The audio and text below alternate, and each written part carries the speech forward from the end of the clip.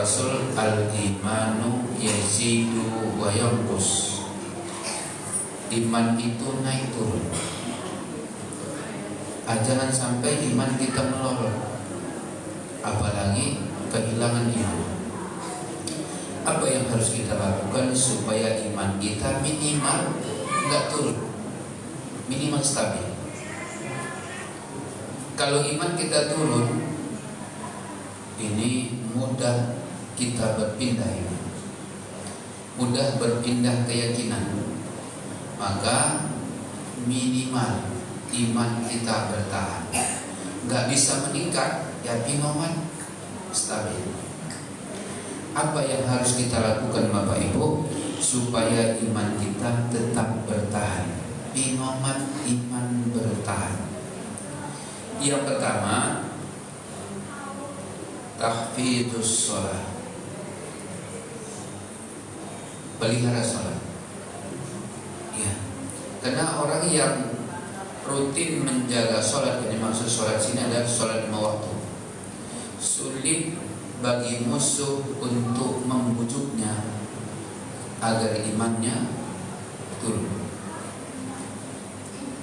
Jumat 2 pekan yang lalu saya kata Jumat sini, saya angkat 2 musuh besar umat Islam. Musuh yang kelihatan, musuh yang tidak kelihatan. Musuh yang kelihatan apa itu Bapak Ibu? Al-kafirun, orang kafir. Siapa yang termasuk orang kafir? Masih ingat Bapak Ibu, pernah saya sampaikan di kajian sebelumnya. Apabila salah satu yang 5 ada padanya, maka itu disebut kafir. Apa itu? Bukan Allah Tuhannya, berarti dia kafir. Yang kedua, bukan Islam agamanya, dia kafir. Yang ketiga, ada orang mengaku Allah Tuhannya, Islam agamanya, tapi dia tidak mengakui Muhammad sebagai Nabi, kafir. Yang keempat, bukan Ka'bah kiblatnya. Ada enggak orang Islam mengaku Allah Tuhannya, dia sholat tapi menghadapnya bukan ke Baitullah, batal keislaman. Yang kelima, dia tidak mengakui Muhammad sebagai Nabi. Contohnya mana ini Bapak Ibu? Syiah. Jadi Syiah bukan Islam dong? Iya bukan. Kenapa? Dia tidak mengakui Muhammad sebagai Tuhan. Sekalipun dia mengakui Allah sebagai Tuhan, dia tidak mengakui Muhammad sebagai Nabi, ya. Sekalipun dia mengakui Allah sebagai Tuhan, dia mengakui Islam sebagai agama, ya. Dia mengakui Quran sebagai kitab. Salah satu yang 5 tidak ada padanya, maka batal keislaman. Apalagi 5-5-nya ada pada diri. Ini dulu harus kita perkokoh Bapak Ibu, karena hari ini saya melihat sudah mulai banyak beredar aliran sesat. Namanya macam-macam. Kalau sejak zaman Nabi yang terkenal itu apa namanya? Syiah. Dari zaman Nabi udah ada. Ya. Mereka berani dengan terang mengatakan Allah pernah silap. Jangankan makhluk, katanya Tuhan aja pernah silap. Mana buktinya Tuhan pernah silap? Allah perintahkan Jibril ngantarkan ayat kepada Muhammad sebagai Nabi terakhir. Diantar kepada Muhammad. Setelah diantar, Allah tanya kepada Jibril, wahai Jibril, sudah kau antarkan ayat pada Muhammad, kepada Nabi terakhir? Sudah. Siapa? Muhammad. Yo, silap. Harusnya bukan Muhammad, harusnya Ali. Ini paham sesatnya Pak. Ya. Berarti dia menganggap Allah pernah silap mengantarkan ayat menurut Jibril kepada Muhammad, seharusnya pada Ali. Ini batal keislaman. Ya. Jadi ini musuh besar umat Islam yang pertama adalah al-kafirun, orang-orang kafir. Siapa saja yang termasuk orang kafir yang tadi saya sebutkan, bukan Allah Tuhannya, bukan Islam agamanya, bukan Quran kitabnya, bukan Ka'bah kiblatnya, bukan Muhammad batal Islam. Bapak Ibu yang dimuliakan Allah, ini yang pertama, yang ingin merusak iman kita. Siapa Bapak Ibu? Orang kafir. Saya nggak bahas itu lebih lanjut. Kemarin Jumat Pak itu kan di sini sudah saya sampaikan.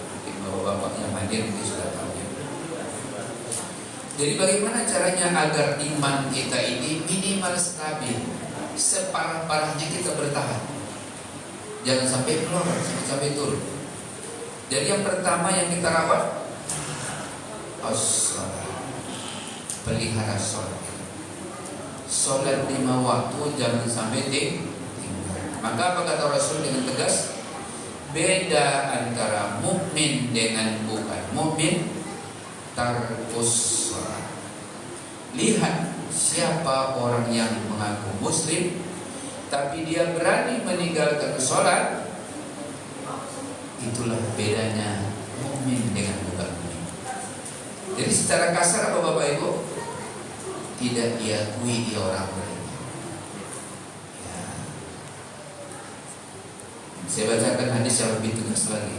Rasul pernah bersabda, man taraka sholata muta'ammidan faqad kafara jihad. Siapa orang mengaku dirinya muslim tapi dia berani meninggalkan sholat, itulah buktinya sebenarnya dia bukan mukmin. Ya. Sampai di sini jelas Bapak Ibu ya? Ya, baik. Itu yang pertama yang harus kita jaga kalau kita ingin iman kita bertahan. Jaga sholat 5 waktu. Baik, yang kedua,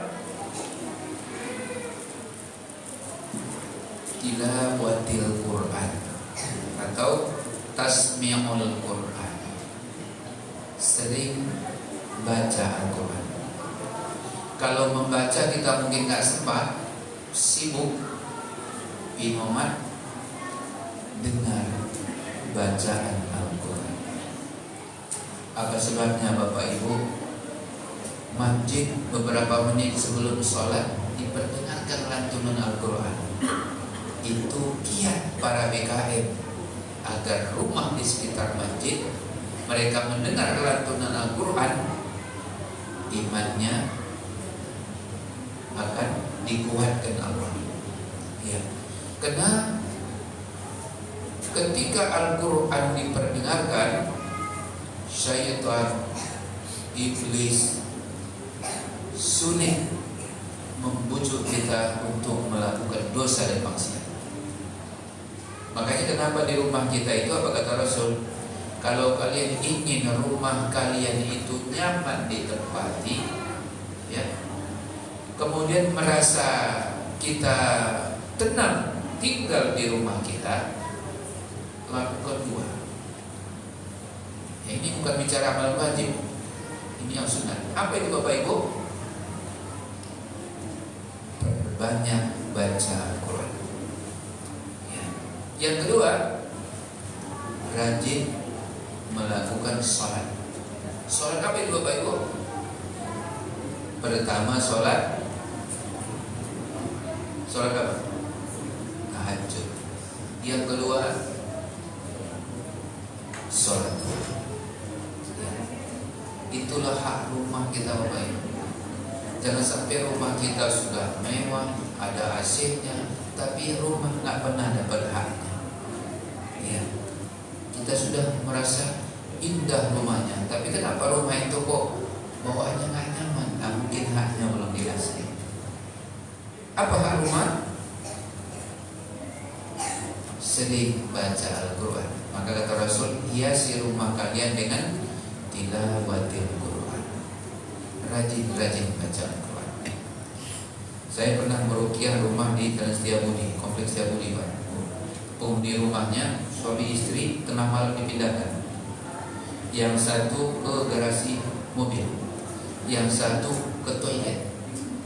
Sama-sama jam 3 malam bangun, suami masuk, kok ada bini? Ya. Kemudian bininya beberapa menit kemudian masuk, rupanya sudah kena kotoran. Serempak pula di kamar mandi ya. Ya. Ternyata ketika mereka sadar, sama-sama dipindahkan.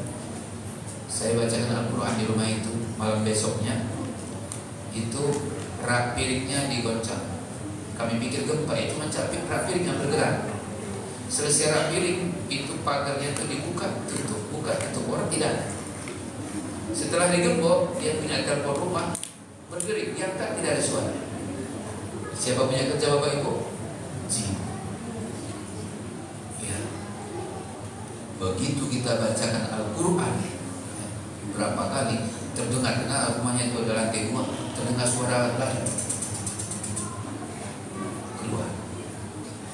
Setelah beberapa kali kita ruqyah rumahnya, hilanglah gangguan-gangguan gaib. Ketika penghuni rumah saya tanya, Bapak Ibu, ini pasangan muda, ini rumah pernah nggak diperdengarkan Al-Quran? Nggak pernah Ustaz. Oh, patut hobi setan di sini. Jin suka datang di rumah yang jarang diperdengarkan Al-Quran. Di rumah itu tidak ada sholat sunat, di antaranya sholat malam atau tahajud, kemudian sholat duha. Kalau boleh ditambah sholat sunat wudu. Bapak Ibu yang dimuliakan Allah, agar iman kita tetap bertahan, ya, kita tilawatil Quran. Banyak-banyak kita membaca Al-Quran, atau kita dengarkan lantunan Al-Quran. Di rumah kita kan sudah ada apa namanya Pak? MP3 itu ya kan. Kalau kita tak sempat baca, putar, keraskan suaranya. Ya.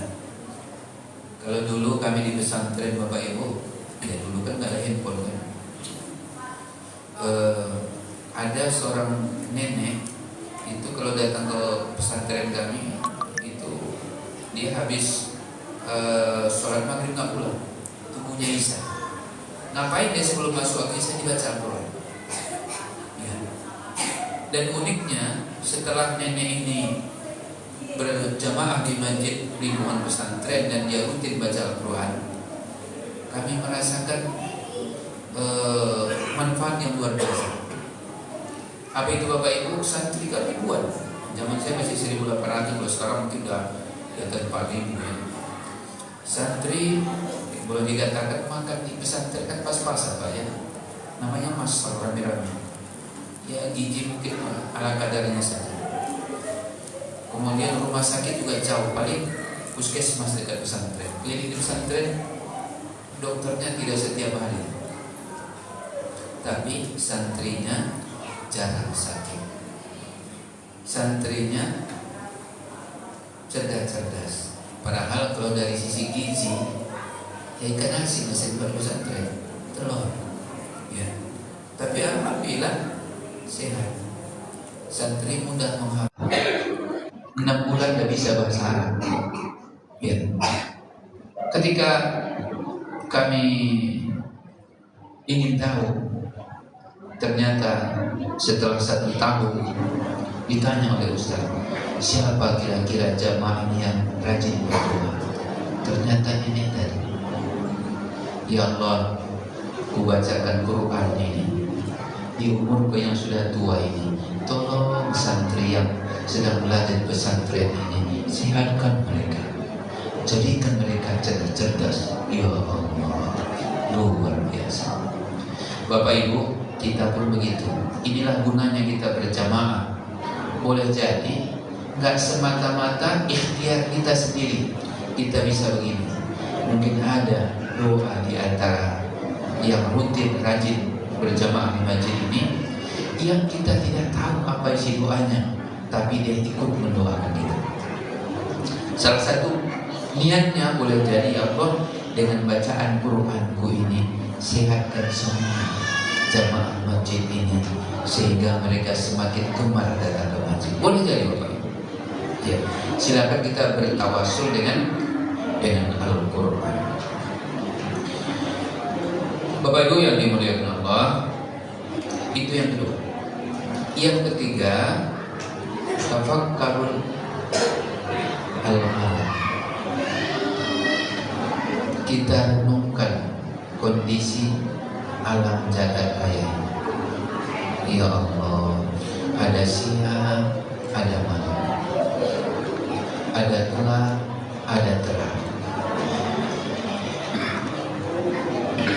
dan Allah buat itu semua secara tertib. Ya, coba kita lihat Pak, hutan. Siapa yang pupuk hutan itu Bapak Ibu? Tapi kok rindang semua, pohonnya hijau semua, tidak ada yang pupuk. Yang merawatnya siapa Bapak Ibu? Allah Subhanahu wa Ta'ala. Ya, ada siang, ada malam, ada gelap, ada terang. Dan kita perhatikan tidak pernah terbalik. Betul nggak Bapak Ibu? Betul Bapak Ibu? Nah, kita sekali merenung itu. Itu namanya tafakkur al-alam.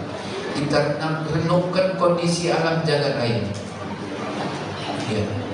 Pernah nggak di daerah sini Bapak Ibu di Beringin 7 ini? Beringin 7 nih Pak ya. Pernah nggak malam selama 2 hari malam terus? Pernah Bapak Ibu? Atau seminggu siang aja, nggak pernah malam-malam? Pernah Bapak Ibu? Enggak. Kenapa? Allah tidak pernah lupa kapan saatnya malam-malam, kapan saatnya siang-siang, dan nggak pernah terbalik. Pernah nggak Pak di siang hari itu kok muncul bulan? Nggak jadi siang Pak, malam dia. Tumben malam tengah malam matahari muncul. Pernah Bapak Ibu? Pernah nggak? Nggak pernah. Kenapa? Allah mengatur alam jagat raya ini secara tertib. Kalau kita mampu merenungkan ini Bapak Ibu, luar biasa. Begini dasarnya alam jagat raya, yang ngaturnya cuma satu. Siapa itu Bapak Ibu? Allah Subhanahu wa Ta'ala. Bayangkan suami istri, anaknya ada 8. Ini masing-masing anak Bapak Ibu beda peranginya, beda juga sidik jarinya. Apa sama itu Bapak Ibu?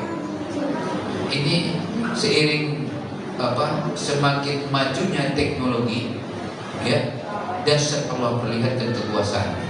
Bayangkan satu ayah satu emak, anaknya 2, sidik jarinya beda-beda dua-duanya. Ya. Miliar manusia di atas muka bumi. Dasar enggak Allah mengatur tingkat sidik jari aja.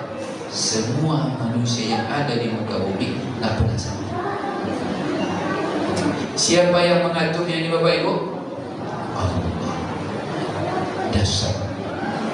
Semakin kokoh iman kita, luar biasa Allah Subhanahu wa Ta'ala. Itu yang harusnya sering kita renungkan tentang alam jagat raya. Bapak Ibu yang dimuliakan Allah Subhanahu wa Ta'ala, kiat berikutnya supaya iman kita tetap bertahan, al-mu'ayashatu bit-ta'ah. Sibukkan waktu kita hanya dengan ketaatan.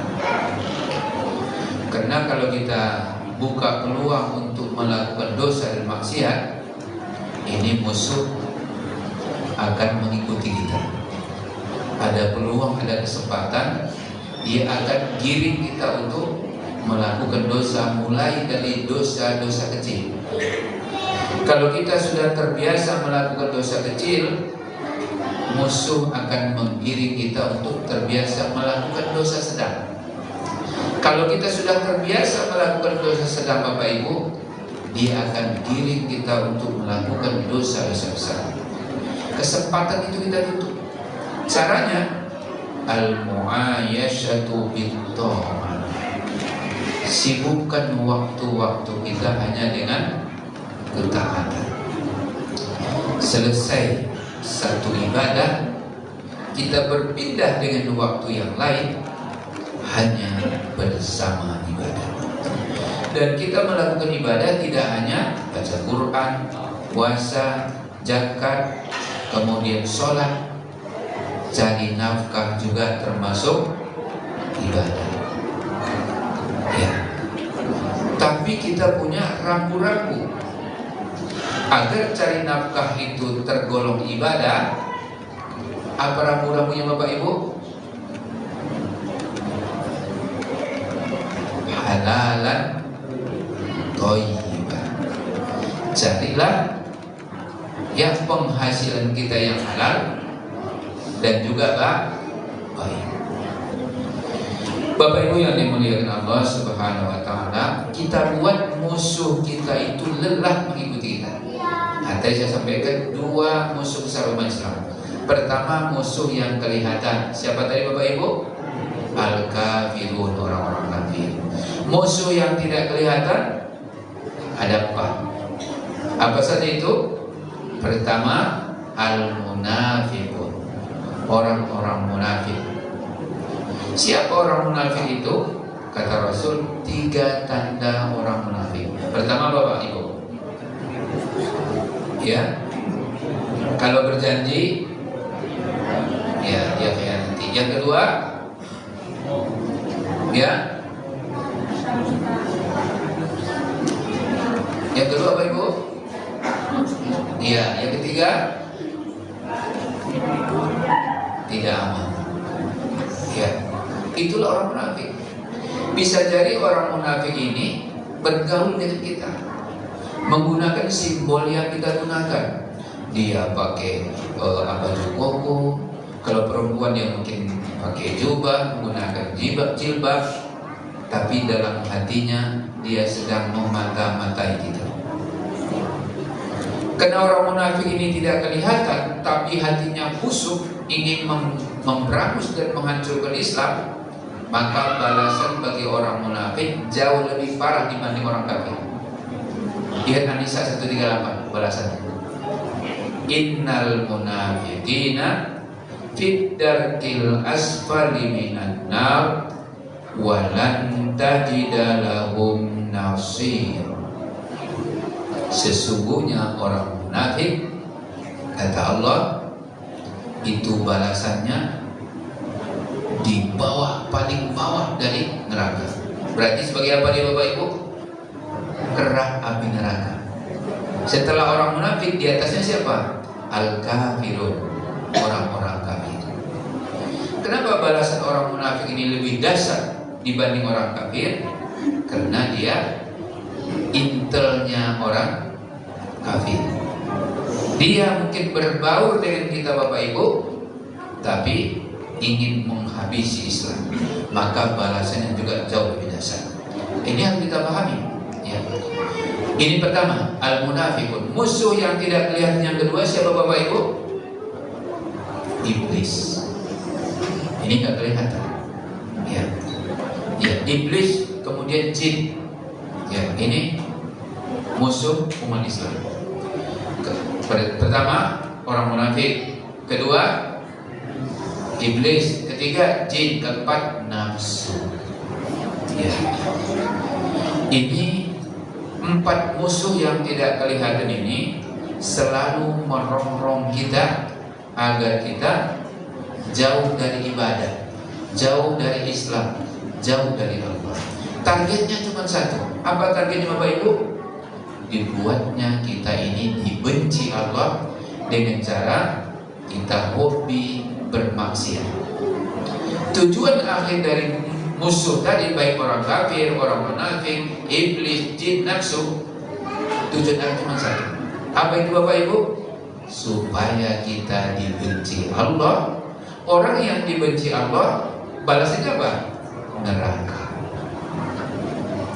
Maka supaya musuh tadi tidak mudah membujuk kita melakukan dosa dan maksiat sampai iman kita turun, bahkan kita meninggalkan iman, solusinya apa Bapak Ibu? al-mu'ayashatu bit-ta'ah. Sibukkan waktu-waktu kita hanya dengan ketaatan.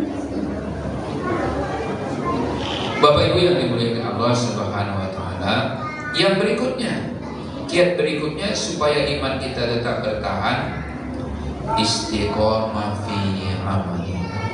Ya. Rawat amal kita secara rutin. Jangan sampai kita rajin beribadah cuman di bulan Ramadan saja, atau di hari Jumat saja, atau pas di masjid saja. Keluar dari masjid, baru di teras masjid sudah mulai imannya hilang. Nyari sendal mana paling cantik. Nah, ini berarti imannya sudah tinggal dalam masjid.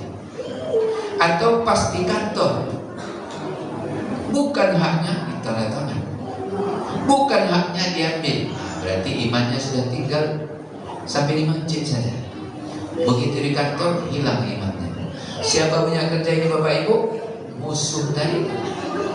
Makanya supaya musuh ini tidak punya kesempatan membujuk kita melakukan dosa dan maksiat, rawat amal kita secara istiqomah.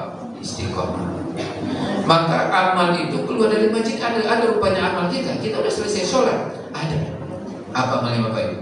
Supaya jin, supaya iblis, supaya nafsu tidak mudah membidik kita untuk melakukan dosa dan maksiat. Apa amalnya Bapak Ibu? Zikrullah. Perbanyak zikir mengingat Allah. Makanya satu-satunya agama, setiap aktivitas kita itu ada zikirnya. Coba nih, mau tidur ada nggak zikirnya? Bismika Allahumma ahya wa amut, zikir. Ya. Ketika kita mau tidur, iblis ingin membujuk kita, nanti bujuk dia melakukan dosa. Nggak bisa. Makanya apa kata Rasul? Ketika mau tidur, bentengi diri kalian supaya tidak mudah dibujuk oleh iblis, oleh syaitan, oleh jin, oleh nafsu, dengan membaca doa mau tidur. Tunggu dia bangun tidur, kata syaitan, kata iblis, kata jin. Kita lagi berzikir lagi. Apa doanya bangun tidur? Alhamdulillahilladzi ahyana ba'dama amatana wa ilaihin nusyur. Ketika kita keluar dari rumah menuju masjid, sepanjang jalan iblis ingin membujuk kita ini. Udah nggak usah ke masjid, baru baca Quran, kok belum baca. Makanya keluar rumah baca doa. Apa doa keluar rumah? Bismillahi tawakkaltu ala Allahi la haula wa la quwwata illa billah. Mundur iblisnya, mundur setan, nggak jadi dibujuk. Kenapa? Kita sudah berzikir mengingat Allah. Tunggu dia masuk toilet, kata iblis. Masuk WC pun ada doanya. Apa doanya Bapak Ibu? Allahumma inni a'udzubika minal khubuthi wal khaba'is. Tunggu dia keluar toilet, kata iblis, ada lagi doanya. Mau makan supaya aku ikut makan bersama. Enggak bisa juga. Kenapa? Kita baca doa. Doa itu adalah zikir. Masuk masjid, keluar masjid. Makanya kalau ini kita rawat selalu Bapak Ibu, setiap aktivitas kita ada doa, dan doa itu adalah zikir. Sulit bagi musuh kita untuk membujuk kita melakukan dosa dan maksiat, karena kita senantiasa berzikir menyebut asma Allah Subhanahu wa ta'ala. Bapak Ibu yang dimuliakan Allah, yang terakhir, ad-doa, berbanyak doa. Ya, ini bentuk kita butuh kepada Allah. Salah satunya banyak-banyak bermohon. Ud'uni astajib lakum. Kalian minta kepada aku, kabulkan doa kalian. Ya, banyak-banyak kita bermunajat kepada Allah supaya Allah jaga iman kita. Ada satu doa, ini para ulama kita dasar Bapak Ibu, di kitab Yasin itu diselipkan doa. Dan saya yakin doanya kita sudah mengakhiri di sana. Apa doanya Bapak Ibu? Allahumma ahyina bil iman. Ya Allah, hidupkan kami dengan iman. Wa amitna bil iman. Matikan kami juga dengan iman. Saya ambil cuplikatnya saja. Yang terakhir, wa adkhilnal jannata ma'al iman. Masukkan kami ke surga dengan iman. Jadi Bapak Ibu, kalau kita mau selamat dunia, akhirat, terhindar dari berbagai macam cobaan berat, dan mati kita dalam keadaan nyaman, bahkan masuk surga, solusinya cuma satu: rawat iman, jaga iman. Kalau iman kita tidak bisa meningkat, inomat bertahan. Supaya iman kita bertahan, itu tadi 6 kiat telah saya sampaikan. Jaga sholat, sering baca Al-Quran atau mendengarkan Al-Quran, renungkan alam jagat raya, sibukkan diri dengan ibadah, rutin merawat amal, banyak-banyak berzikir dan berdoa. Wassalamualaikum. Baik.